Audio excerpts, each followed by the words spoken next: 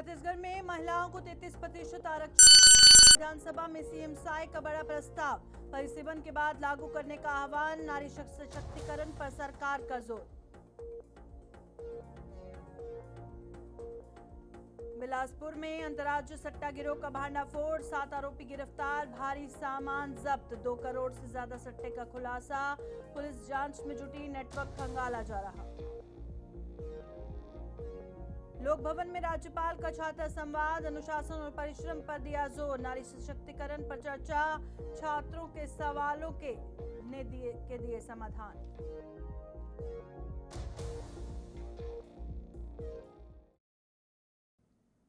नमस्कार, छत्तीसगढ़ का ये बुलेटिन देख रहे हैं आप और मैं हूं प्रियंका आपके साथ। तो चलिए शुरुआत करते हैं खबरों की। विष्णुदेव साय ने छत्तीसगढ़ विधानसभा में नारी संविधान को लेकर बड़ा प्रस्ताव रखा। उन्होंने संसद और सभी विधानसभाओं में महिलाओं को एकल अस्तित्व लागू करने की मांग की। मुख्यमंत्री ने कहा कि महिलाओं के सम्मान और समग्र विकास के लिए ये कदम बेहद जरूरी है।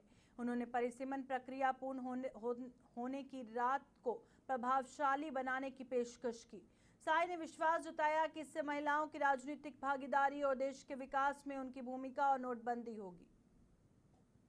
माननीय अध्यक्ष महोदय, मैं संकल्प प्रस्तुत करता हूं कि इस सदन का मत है कि नारी शक्ति के सम्मान एवं महिलाओं के समग्र विकास और सशक्तिकरण के उद्देश्य से देश की संसद तथा सभी विधानसभाओं में महिलाओं के लिए 1/3 आरक्षण परिसीमन की प्रक्रिया पूर्ण करते हुए तत्काल प्रभाव से लागू किया जाए।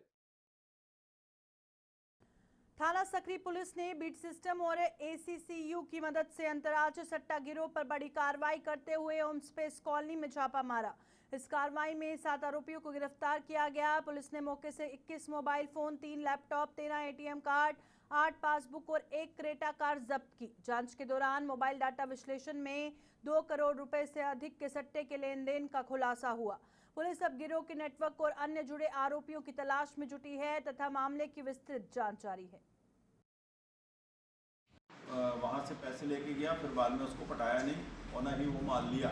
इसके बाद फिर से मुथूट फाइनेंस के जीएम ने उस चोरी के माल को मार्केट में सेल आउट कर दिया और उसका पैसे से गिरवी के पैसे को राइट अप किया। तो हमने उसको भी, उनके खिलाफ भी कार्रवाई की है। हमने उनके हेडक्वार्टर को भी लिखा है कि आप इसमें क्लियर करिए क्यों ऐसा हुआ है और क्या स्थानीय स्तर पर ऐसा हो रहा है कि आपके नियम में ऐसा है कि बिना पूछे हम कोई भी। रमीन डेका ने लोक भवन में शदानी महाविद्यालय की छात्राओं से संवाद कर सफलता के सूत्र साझा किए। उन्होंने कहा कि अनुशासन, सही योजना और निरंतर परिश्रम से जीवन को सुंदर बनाया जा सकता है। राज्यपाल ने छात्राओं को तुलना से बचकर आत्मविश्वास बनाए रखने और खुशी को भीतर खोजने की सलाह दी। छात्राओं ने तनाव प्रबंधन, सोशल मीडिया से दूरी, कौशल विकास और नारी सशक्तिकरण जैसे विषयों पर प्रश्न किए, जिनके समाधान विधायक पुरंदर मिश्रा ने दिए। प्राचार्य डॉक्टर उषा अग्रवाल ने स्वागत किया। कार्यक्रम में संत युधिष्ठिर लाल महाराज सहित प्राध्यापक व छात्राएं मौजूद रही।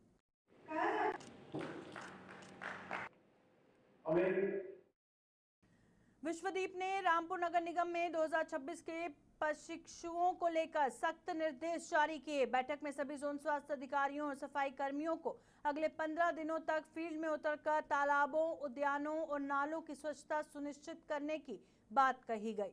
बिल्ड के फॉलना लुक मैट्रिक्स के इंस्टॉल समाधान और उपस्थित पर जोर दिया गया। अंतिम अवसर पर अंतिम मुलाकात में काली सूची में समर्थकों की चेतावनी दी गई। अधिकारियों को स्वतंत्रता मानक पर कोई सहमति न करने के निर्देश दिए गए।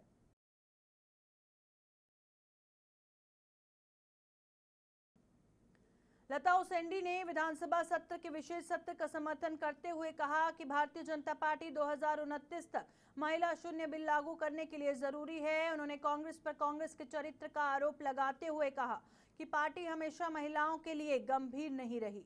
उन्होंने कहा कि महिला सशक्तिकरण केवल बयानबाजी नहीं है, बल्कि उन्हें ठोस समुदाय से संभव है। उन्होंने दावा किया कि आने वाले समय में महिलाओं को राजनीति में अधिक भागीदारी मिलेगी और उनका प्रतिनिधित्व मजबूत होगा। ये तो कांग्रेस की नीति रही है। उन्होंने पूरे देश में ये प्रयास करने की कोशिश की कि महिला आरक्षण के बहुत बड़े समर्थक हमें, महिला आरक्षण को सृजित करने वाले हम हैं।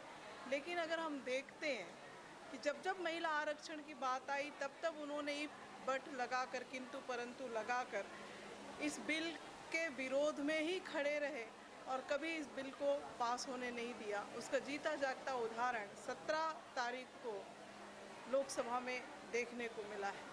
कांग्रेस की दोहरी नीति, दोहरा चरित्र खुलकर उजागर हुआ है और जिस तरीके से महिला आरक्षण के विरोध में कांग्रेस नजर आ रही है। गजेंद्र यादव ने छत्तीसगढ़ संस्कृत विद्या मंडलम के 9वीं से 12वीं कक्षा के परीक्षा परिणाम घोषित किए, जिसमें 97 परिणाम दर्ज हुए। 34 दस्तावेजों पर 1117 छात्रों ने परीक्षा दी। मंत्री ने इसे गौरवान्वित करने के लिए भारत सरकार की नई शिक्षा नीति के तहत संस्कृत को हाई स्कूल और हायर एजुकेशन के लिए अनिवार्य बनाने की पहली जानकारी दी। साथ ही 100 बच्चों को कर्मकांड में प्रशिक्षित करने की योजना बताई और मेधावी बिल्डर मानसी के साथ अन्य छात्रों को भी सम्मानित किया गया। संस्कृत विद्या मंडलम संस्कृत शिक्षा के साथ साथ हम लोग देख रहे हैं छत्तीसगढ़ में लगातार ऐसा देखा जा रहा है कि मंदिरों की संख्या बढ़ी है, लोगों को धर्म आस्था तो बढ़ा है, लेकिन पूर्णतः कर्मकांड करने वाले संस्कृत विद्वान पंडितों की कमी रह जाती है। इस बार संस्कृत विद्या मंडलम ने टारगेट किया कि इस सत्र में 100 ऐसे नए युवाओं को हम तैयार करेंगे जो कर्मकांड में दक्ष रहें। कहीं भी पूजा हो, जन्म दिवस से लेकर अंतिम संस्कार तक के जितने भी हमारे 16 संस्कार, गृह प्रवेश से लेके सब प्रकार के जो अलग अलग संस्कार जो होते हैं, जो कर्मकांड जो होते हैं, वो कर्मकांड कंठस्थ रहें, मुखाग्र कंठस्थ रहे और पूरा विधान उनकी जानकारी में रहे। इसलिए संस्कृत विद्या मंडलम इस साल 100 ऐसे कर्मकांडी विद्वानों की तैयारी करा रहे हैं, जिससे कि समाज में जब पूजा हो, हवन हो, वैवाहिक संस्कार हो या अलग अलग प्रकार के जो दीक्षा संस्कार हो, उसमें सात्विक उच्चारण सही सम्मत और पूर्णतः शुद्ध रूप से मंत्र हमारे कर्मकांडी जो विद्वान हैं पढ़े, इसकी तैयारी हम सब कर रहे हैं। इसका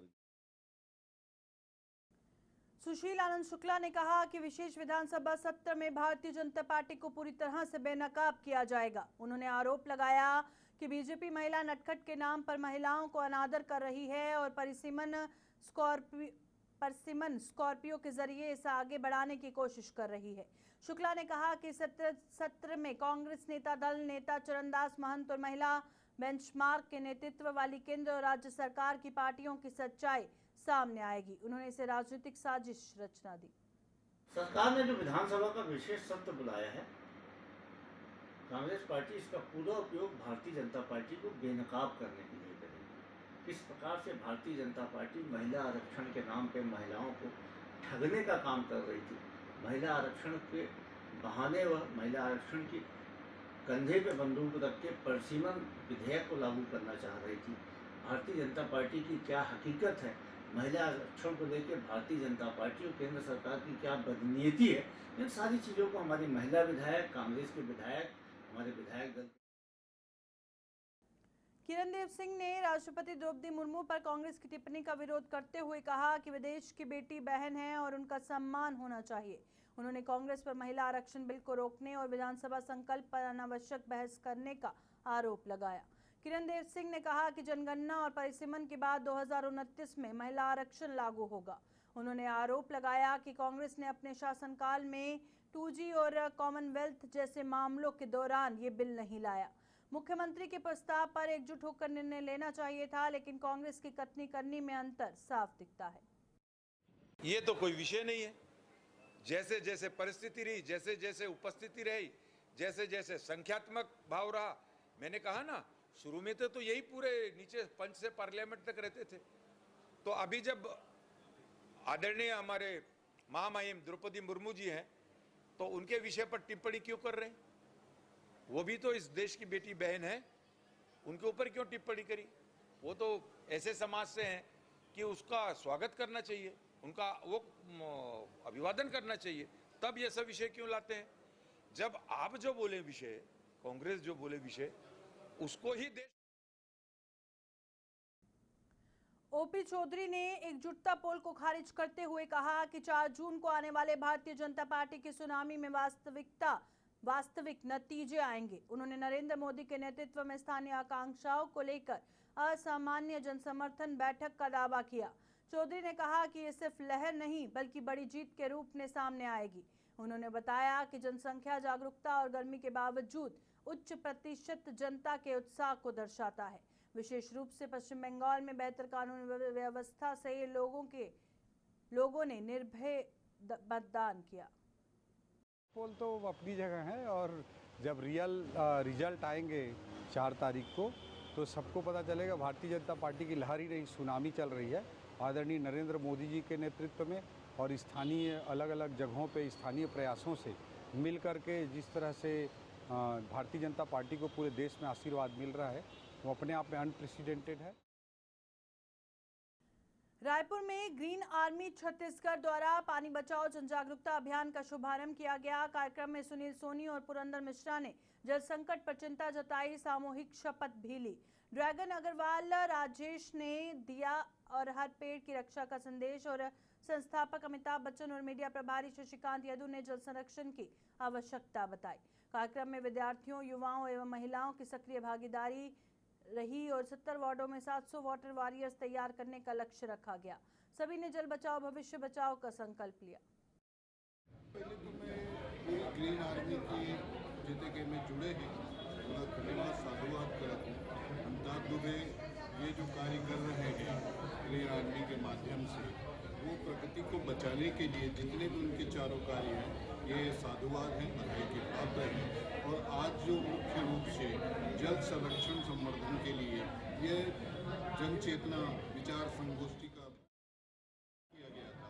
इस समायोजन से मुझे अच्छा लगा कि हमारे कॉलेज के जो विद्यार्थी हैं और एनएसएस जो भी हैं आज वो बच्चे यहाँ उपस्थित थे और उनको अपना कल क्या होना चाहिए हम सब नारा लगा, लेकिन नारे से जल ही जीवन को वापस लौटाएं। आज गर्मी को हम पानी धरती आपको दे रही है तो आपका कर्तव्य होता है कि आप पानी को वापस लौटाएं और आने वाली पीढ़ी के लिए जो है पानी बचा कर रखें। ये सभी से मेरा बहुत बहुत अनुरोध है। इससे बहुत क्लियर है, हम सभी तरफ देख रहे हैं कि पानी के एक एक बूंद के लिए कैसे एक आम आदमी संघर्ष कर रहा है और दूसरी तरफ पानी व्यर्थ भी बह रहा है। कहीं नल में टूटियां नहीं है, कहीं लीकेज हो रहा है, कहीं ओवरहेड टैंकर से पानी एक्स्ट्रा बह रहा है और कहीं आज भी जहाँ पानी की आपूर्ति हो रही है लापरवाही पूर्वक हम इसका उपयोग कर रहे हैं। अब वो समय आ गया है कि एक एक नागरिक, एक एक व्यक्ति, हम इस चीज़ों को केवल सरकार भरोसे नहीं छोड़ सकते और ग्रीन आर्मी इसी मुहिम को लेकर जन जन के बीच में जाएगी। हम 70 वार्ड में, हर वार्ड में 10 सदस्य की वाटर वॉरियर्स की टीम बना रहे हैं। इस तरह से ग्रीन आर्मी के 700 साथी पूरे 70 वार्ड में पानी की एक एक बूंद बचाने के लिए हम काम करने जा रहे हैं। अवेयरनेस काम करने से क्या पानी का प्रॉब्लम सॉल्व हो जाएगा? मैं जानता हूं नहीं होगा, लेकिन बूंद बूंद से घड़ा भरता है वैसे बूंद बूंद से खाली भी होता है। एक गिलहरी की कहानी तो हम सबको मालूम है कि जब पुल बना। छत्तीसगढ़ के इस बुलेटिन में फिलहाल इतना ही। दीजिए इजाजत, नमस्कार।